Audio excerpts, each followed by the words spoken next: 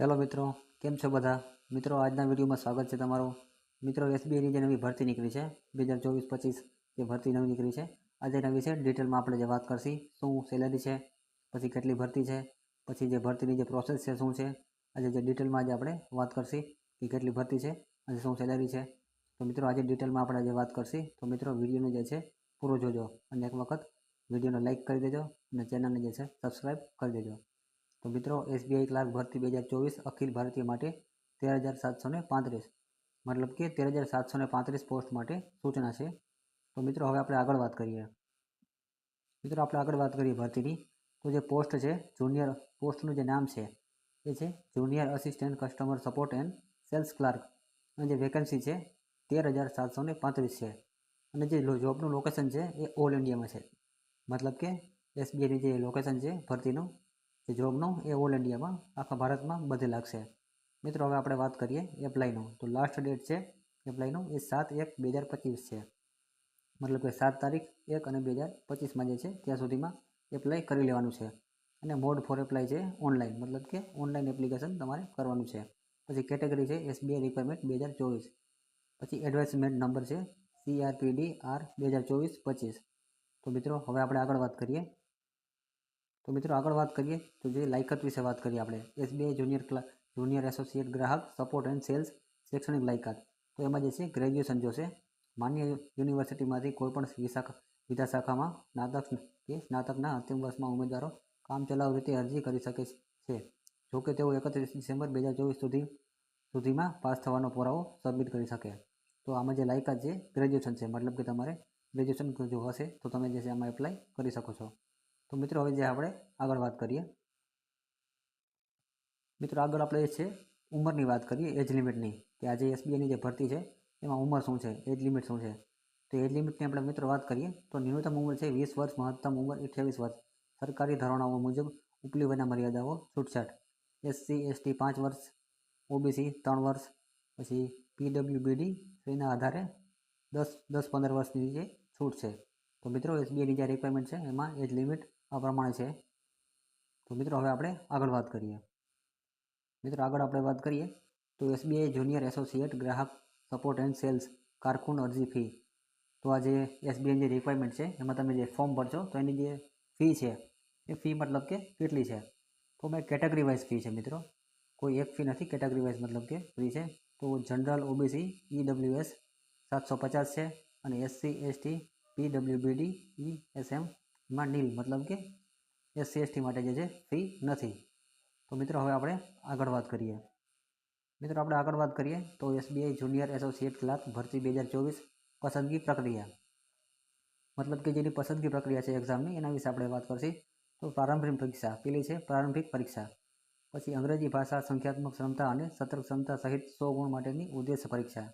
સમયગાળો 1 કલાક. દરેક ખોટા જવાબ માટે 1/4નું નેગેટિવ માર્કેટિંગ. મતલબ કે તમે જો પરીક્ષામાં એક તમારો જે પ્રશ્ન છે ખોટો પડ્યો તો તમારે જે માર્ક છે 1.4 જે માર્ક છે કપાશે.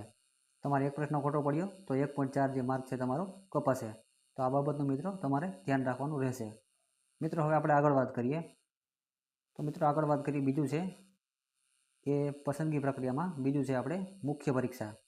સામાન્ય નાણાકીય જાગૃતિ, સામાન્ય અંગ્રેજી, ક્વોન્ટિટેટિવ એપ્ટિટ્યૂડ અને કોમ્પ્યુટર એપ્ટિટ્યૂડ સાથે તર્ક ક્ષમતા સહિત 200 ગુણ માટેની ઉદ્દેશ્ય પરીક્ષા. અવધિ 2 કલાક અને 40 મિનિટ વિભાગ છે. તો આ મુખ્ય પરીક્ષામાં 2 કલાક અને 40 મિનિટનો સમયગાળો હશે. તો એ બાબતનું મિત્રો તમારે ધ્યાન રાખવું. અને મિત્રો, હવે આપણે આગળ વાત કરીએ. મિત્રો, હવે આપણે આગળ વાત કરીએ એસબીઆઈ જુનિયર એસોસિએટ ક્લાર્ક ભરતી 2024 પસંદગી પ્રક્રિયા. તો પસંદગી પ્રક્રિયામાં જે આપણે વાત કરીએ તો ભાષા પ્રાવીણ્ય કસોટી. ઉમેદવારો ઉર્દૂ, લદ્દાખી અથવા જે મોટી બોધીમાં નિપુણ હોવા જોઈએ. ભાષા પ્રાવીણ્યના પુરાવા તરીકે 10મી કે 12મી માર્કશીટ ધરાવનારને મુક્તિ આપવામાં આવી છે. તો મિત્રો, હવે આપણે આગળ વાત કરીએ. તો મિત્રો, આમાં છે પેલું છે પ્રિલિમિનરી એક્ઝામિનેશન. પ્રિલિમિનરી એક્ઝામ છે પેલી. એમાં ઇંગ્લિશ લેંગ્વેજ છે. તેમાં ક્વેશ્ચન 30 હશે. પછી માર્ક છે 30 અને 20 મિનિટનો સમયગાળો.